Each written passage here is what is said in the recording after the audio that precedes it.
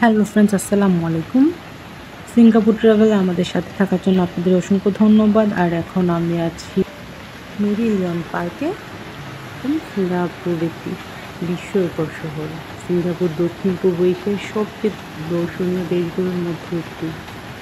Singapore ভ্রমণে গেলে আপনার লিস্টের যে জায়গাগুলো আপনি রাখতে পারেন সেটা হলো Fountain of Wealth, Suntec City, Merlion Park, Orchard Road, আরও আছে অনেক কিছু। তার মধ্যে একটা হচ্ছে Chinatown, Universal Studio, Sentosa Island এবং মেরিনা বে স্যান্ডস। আর মেরিনা বে স্যান্ডসের অপোজিটই হচ্ছে এই চমৎকার সুন্দর জায়গাটি, আর সেটি হচ্ছে মেরিলিয়ন পার্ক।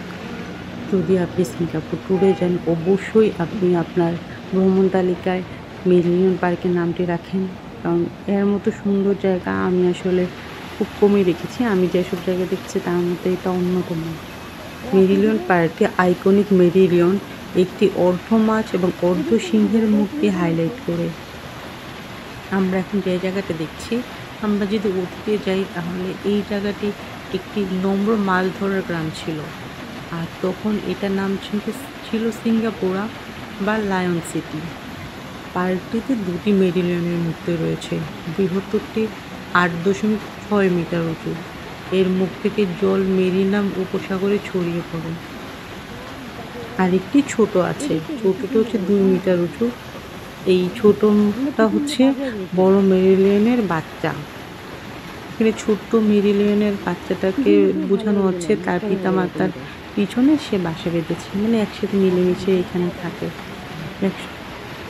এই জায়গাটা এত ফেমাস, এখানে সারাক্ষণ ভিড় লেগেই থাকে। আর ভিড় এড়াতে সকাল বা গভীর রাতে আপনি এখানে যাওয়ার চেষ্টা করুন। সূর্যালোক শহরের বিপরীতে মূর্তিটির একটি আশ্চর্য দৃশ্য প্রদান করে। এই জন্যে আপনি চেষ্টা করুন এই অদ্ভুত সুন্দর মোমেন্টটা নিজের চোখে দেখার জন্য খুব ভোর থাকতে চলে যাওয়ায়। এখন বাজে সকাল 8:30টার মতো। আমরা এখানে গিয়েছিলাম সকাল 7টায়। এখানে কিন্তু প্রচুর রোদ পড়ে। রোদের জন্য হয় কি, বেশিক্ষণ টেকা যায় না, অনেক গরম কিন্তু। এই জন্যে এখানে চেষ্টা করুন খুব সকালে চলে যাওয়ার জন্যে। আর এখানে তো সকালে অনেকে মর্নিং ওয়াকও করে, আপনাদেরও খুব ভালো লাগবে। দুপুরের দিকে গেলে প্রচণ্ড গরম লাগবে, চাইলে আপনি সন্ধ্যাতেও যেতে পারেন। আর সূর্য ডোবার সময় যে গোধূলি বেলার আলো, সেটা আপনাকে আরও বেশি মুগ্ধ করবে। আর বিকেলের দিকে যে রোমান্টিক আলো পড়ে, সেইটা আপনার হাঁটার জন্য একটা সুন্দর আবহাওয়া তৈরি করে, কারণ দুপুরের দিকে তো অনেকটা গরম থাকে। তো এই জায়গাটা এত সুন্দর, দেখতেই পাচ্ছেন। আপনি অবশ্যই চেষ্টা করবেন এখানে ক্যামেরা নিয়ে আসার জন্যে, যেন এই সুন্দর মুহূর্তের কিছু ছবি আপনি রেখে দিতে পারেন।